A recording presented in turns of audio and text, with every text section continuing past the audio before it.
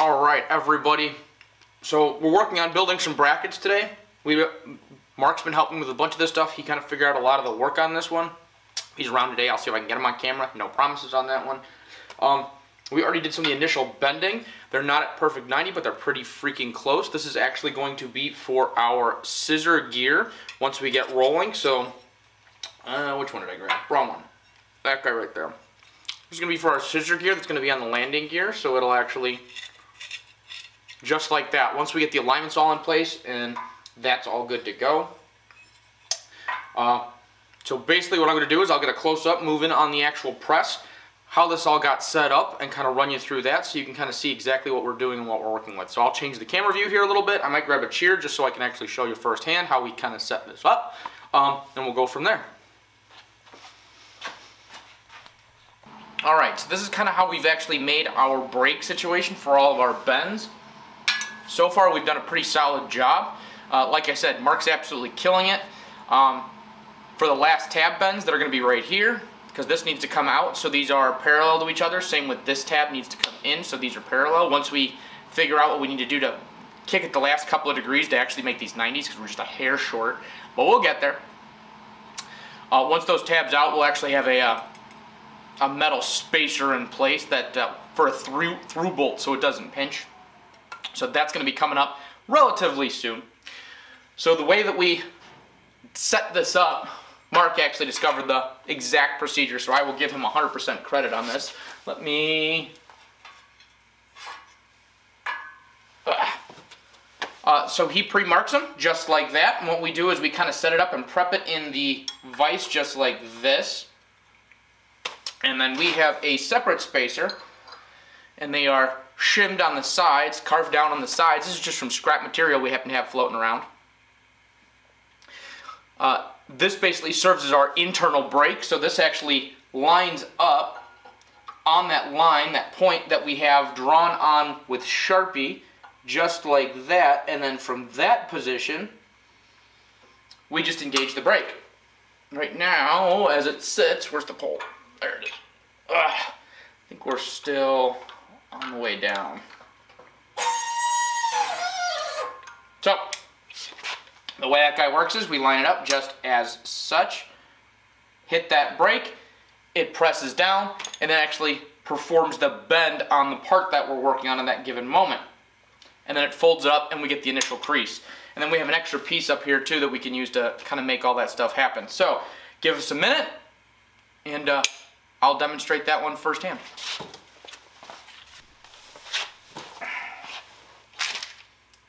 Still just trying to get it all lined up and then balanced the right way so this doesn't spring out. It's kind of a tedious process in and of itself.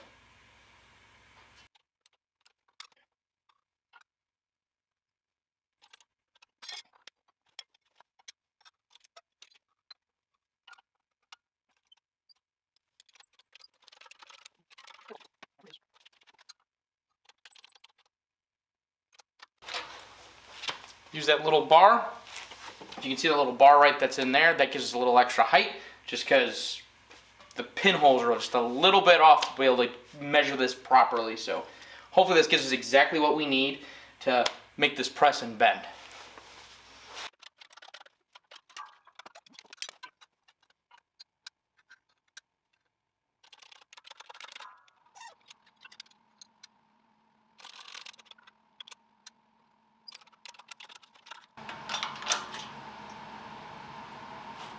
All right.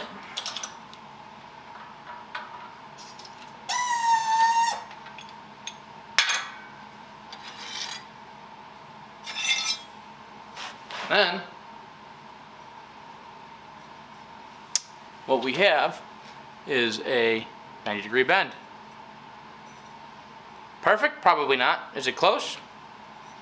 We'll make it work. We'll figure it out.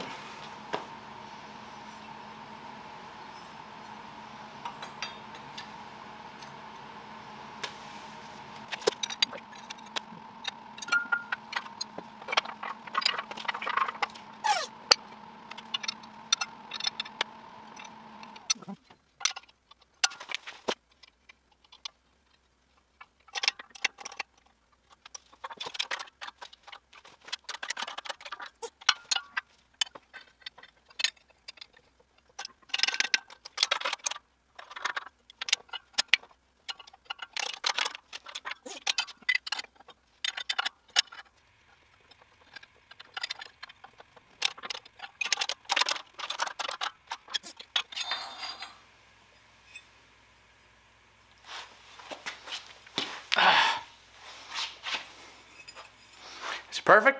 Nope. Is it close? Yep.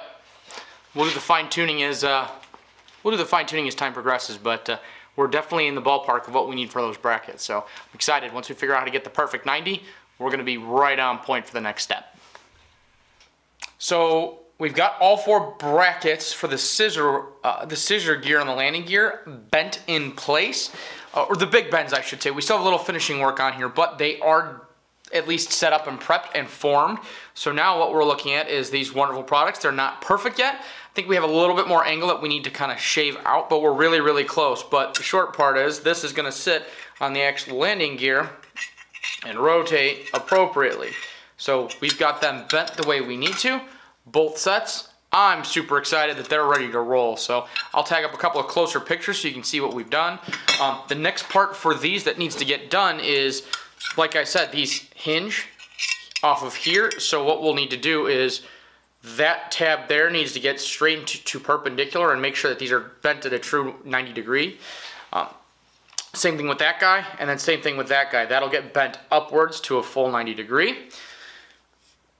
And then we'll actually put a spacer in between the gaps there, and that'll mount, and that'll actually serve as a hinge point, and then these will mount as hinge points that are going to get mounted directly onto the gear tubes themselves, onto the upper and lower strut. So that's coming along really, really nicely. I'm super excited that we're starting to actually see some visible progress with this. I'm going to aircraft spruce later this week to find out if there's a status on my wood of my order, because it'd be really, really great to be able to start building some of the fuselage parts too, especially now that it's starting to get a little warmer out. It'll be nicer to do, though I might start that in the basement.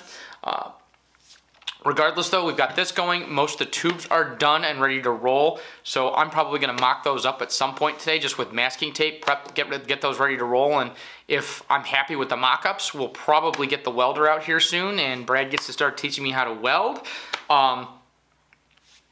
If that all moves accordingly, the mock-up looks like it's going really well. Once it's kind of taped into place, then we'll clean it up, get it prepped, ready to roll, start welding some stuff together, and then we'll be one step closer to having completed landing gear ready to roll. I'm super excited, super stoked about this, so we're going to see how this one kind of progresses, so stay tuned.